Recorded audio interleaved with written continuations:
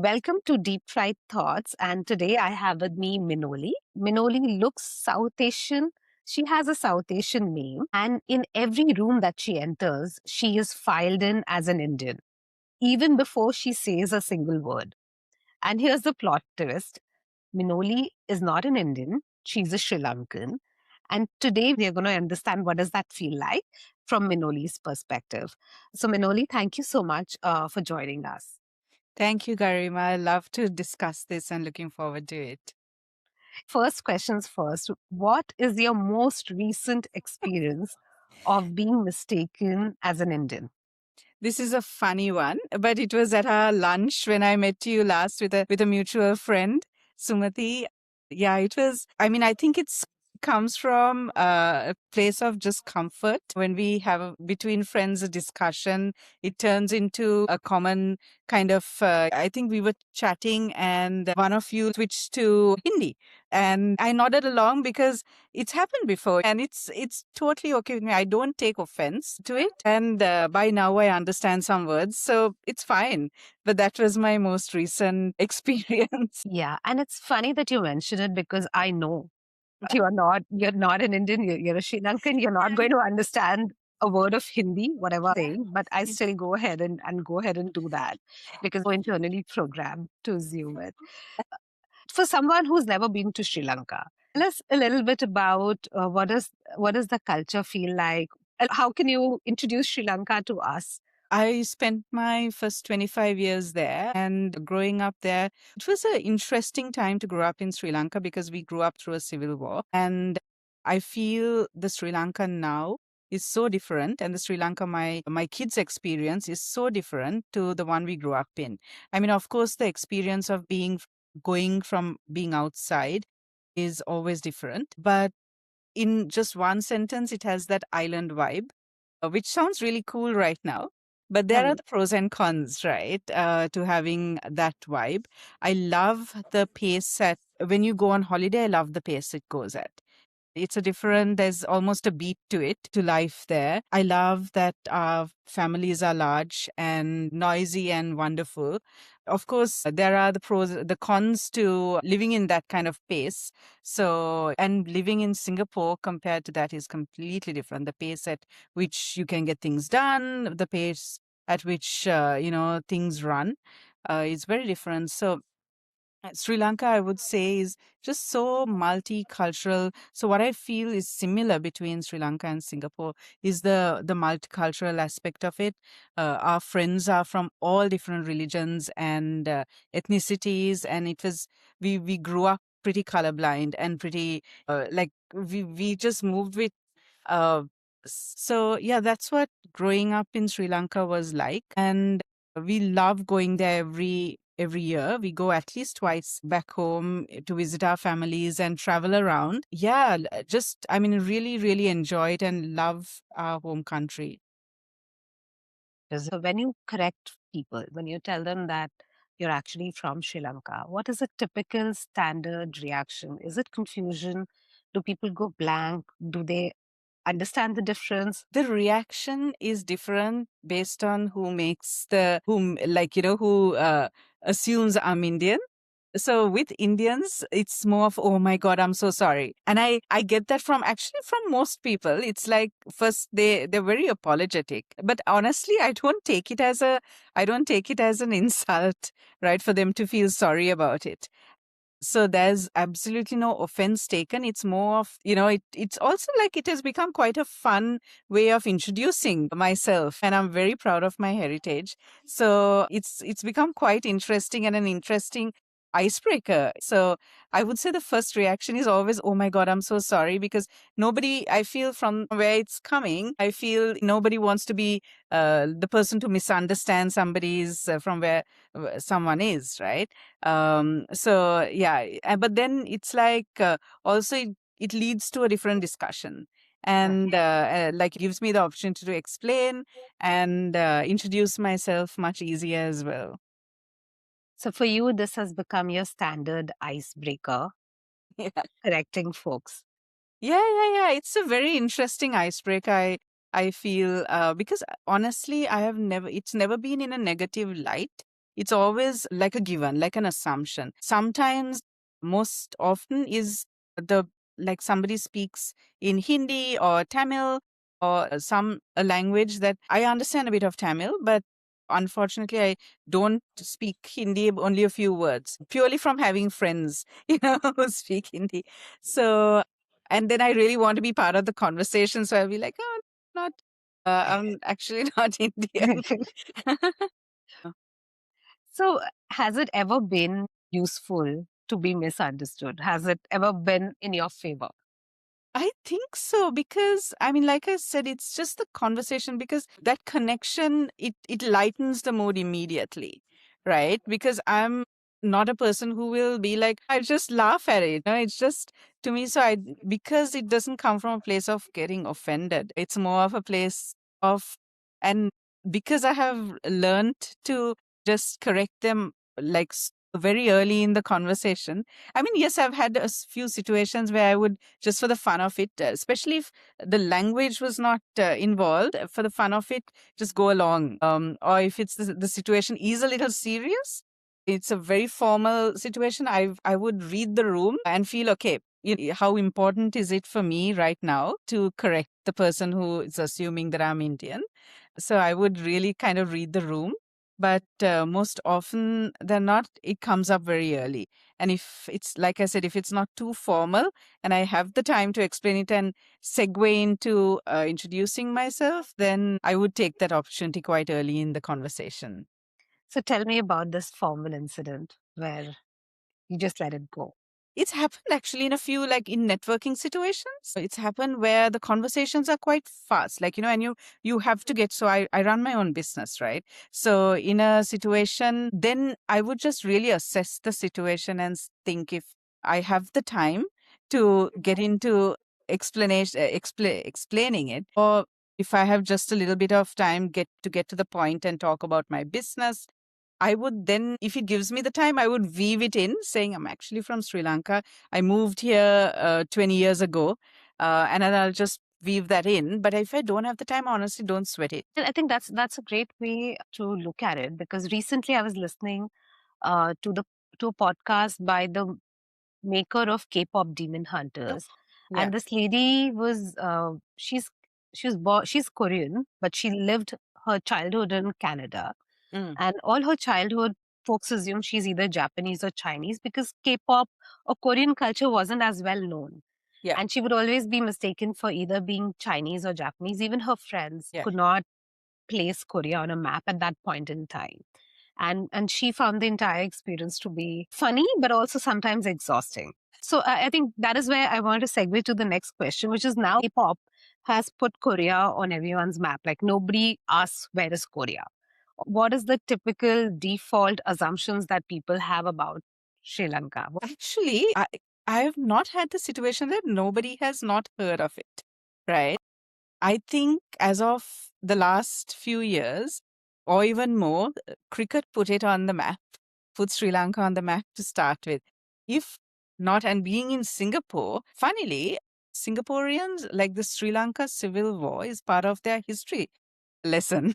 So they have heard about it, and they probably haven't met too many people from Sri Lanka, and I mean, they don't know the whole history about the that we share the same colonizers and all that. Of course, as of late, people, the whole tourism, the food, the cultural things, it's like how people talk about Bali, to be honest. So I feel quite cool to tell people, oh, I'm Sri Lankan. They're like, oh my God, tell me about it. We've always wanted it. It's been on my bucket list. I think it's getting a lot of buzz for being a really cool destination to travel to.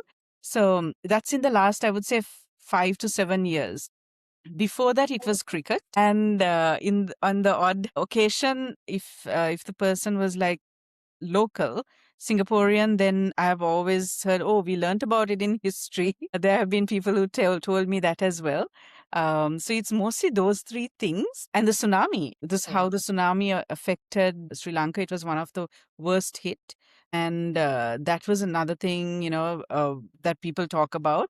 But the positives is always been either cricket, and unfortunately, I'm not a huge cricket fan. Not very Lankan of me, I know. Me neither. I'm an Indian and I'm not a cricket fan as well. So I'm like, oh yeah, I know the a few names, but if they were to ask me right now what's going on in cricket, and I wouldn't know, right? But when they talk about the food and the culture and what they should do, where should they should stay, see, I'm all ears, and I get very very excited.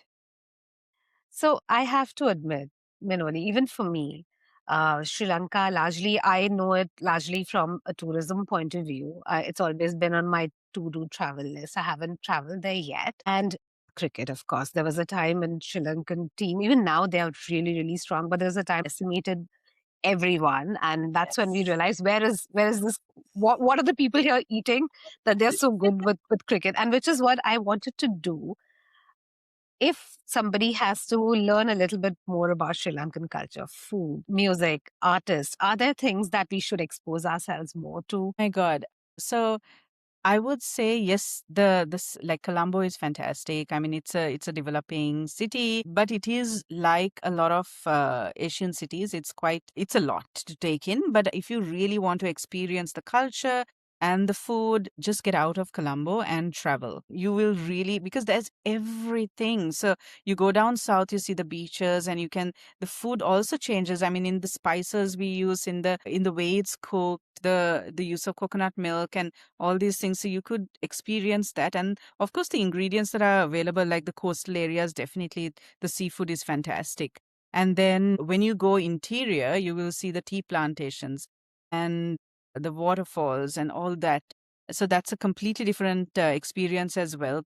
The down south area, Gaul and Tangol and Hikkaduwa, all those places have gotten a lot of buzz because it's very touristy right now, but there's still so much to see. I mean, there are some very funky bars. It's quite family friendly in terms of places to stay. Lots of villas, some stunning villas coming up that come. It comes with like a cook as well, so they will cook your traditional Sri Lankan food for you. So my advice would be, yeah, spend a day or two on the get the vibe of the city, and there are places to see and eat at and experience, but get out of the city and go to the various areas. You get the cultural triangle, which is like in the Kandy, Anuradhapura, where all the historical sites are. And then, I mean, the if you want to get the complete island experience, go down south. That sounds amazing. But how about, are there certain entertainers, songs, artists that you would suggest that we look at? I mean, is there something uniquely Sri Lankan Mhm.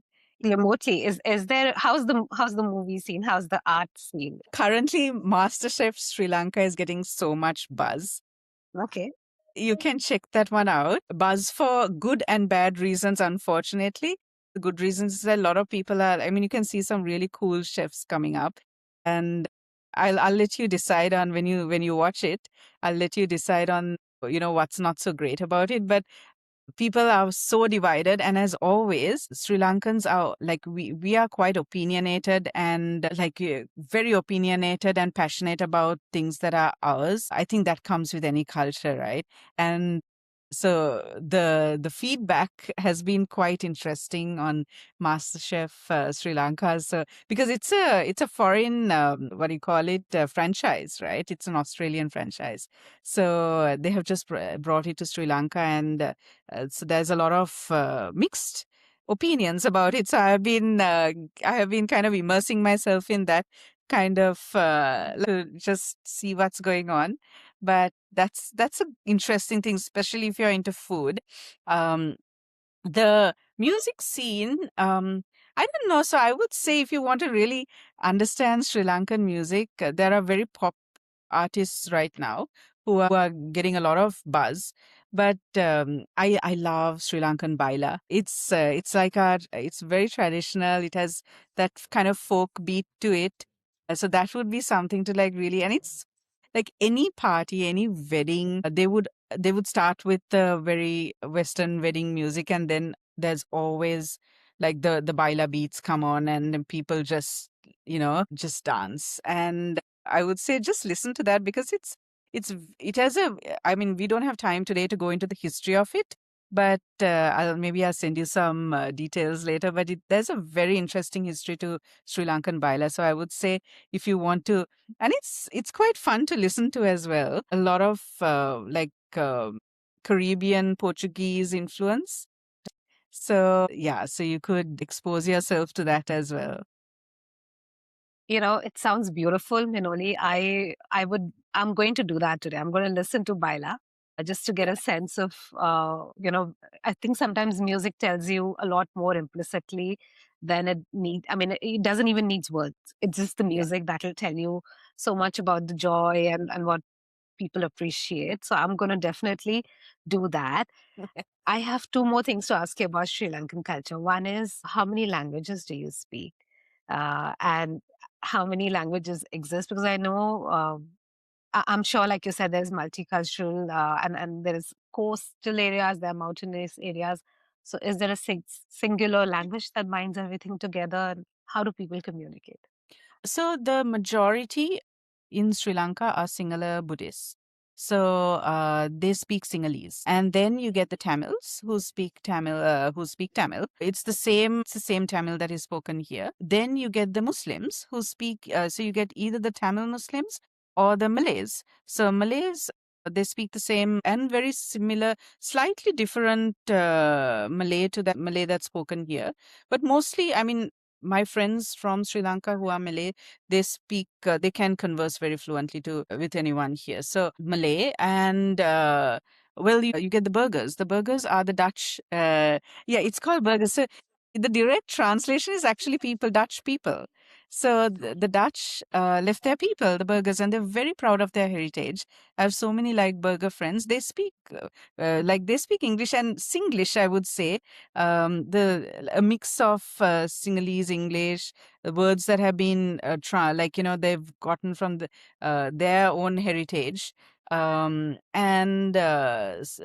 main languages would be Sinhala, Tamil, Malay. A very small population speak Malay, and English is widely spoken now, mostly because of tourism. I mean, anyone in Colombo would speak English, so you wouldn't have a problem if you visit and need to converse with someone. And I mean, you can always use Google Translate. How many languages I speak? I speak Sinhala, so I'm a Sinhalese, so I speak Sinhala.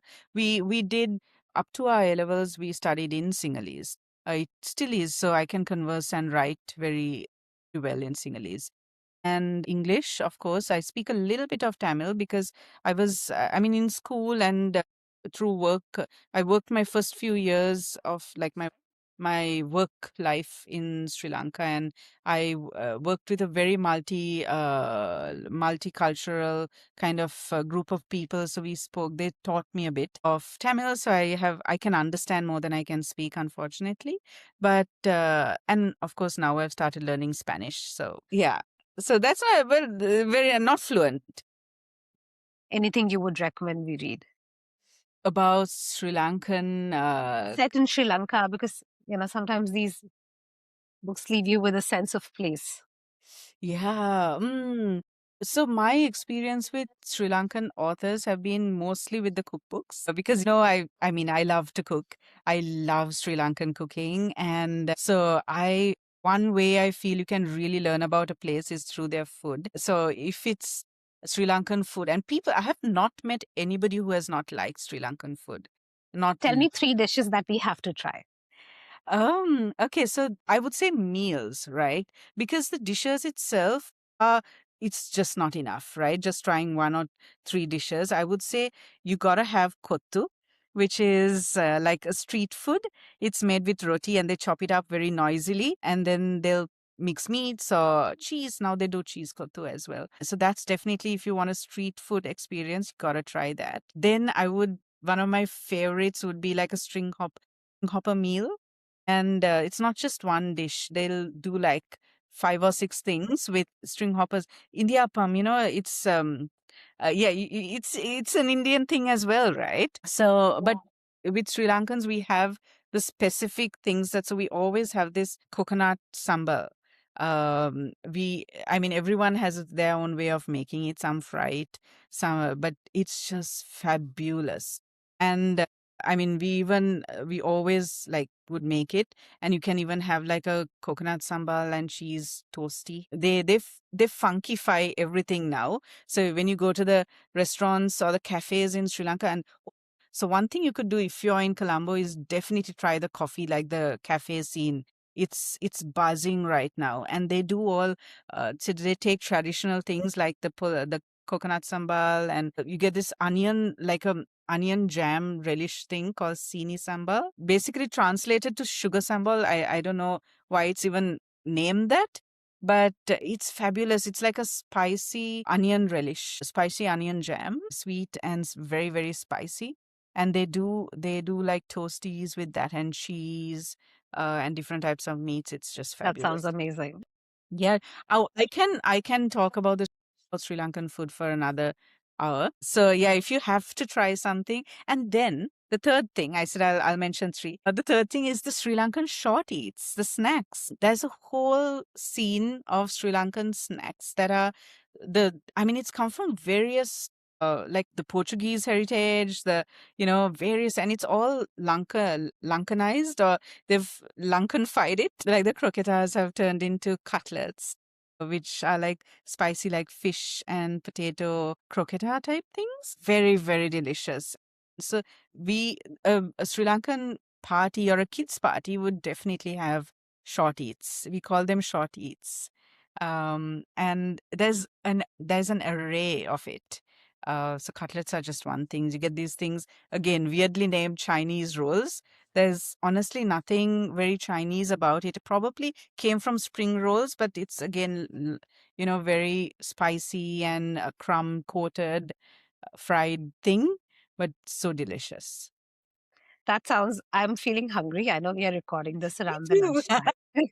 But this is beautiful, Minoli. Thank you so much for sharing this. And I'm not saying that you're a resident expert in Sri Lankan culture, but for me, this has been such an amazing experience just to learn from a perspective of an outsider of how can I make myself more aware of this beautiful uh, country and the diversity that it offers. So thank you so much for this. I haven't asked you yet, but how can you tell us a little bit about your work and where can people reach out to you? Okay, so I run my own business currently. So I've been running my communications agency for 6 years now. Prior to that, I was in the startup scene here in Singapore, and then freelance, and started my career in MNC in telecom back in Sri Lanka. And I'm very, very passionate about social impact and marketing to women. So I work with a lot of clients that have people at the core of everything they do, and I focus on their messaging, their branding, their messaging, their storytelling, things like that. And that's the work I love doing. Uh, you can connect with me on LinkedIn, Minoli Almeida, and on Instagram if you want to see the foodie side of me. So I mean the like that's my professional profile, but I'm a mom of two, a 17-year-old and a 13-year-old, and I love cooking. I love cooking Sri Lankan food. So you can find me on Instagram as well. Thank you, Minoli, for your time. Truly appreciate this. So much for giving me the opportunity to talk about this. And like you said, I'm not an expert because I've not lived in Sri Lanka for 20 years, but I'm deeply connected. Parents are still there, and I feel each person, I mean, that's our roots after all, right? And our experiences are authentic. Like you said, all of us are experts in a certain area, or we have knowledge spaces that I would know nothing about what you just shared with me. The more we speak with each other, the more we enrich our own knowledge and appreciation of. So, thank you for that. And thank you for your time.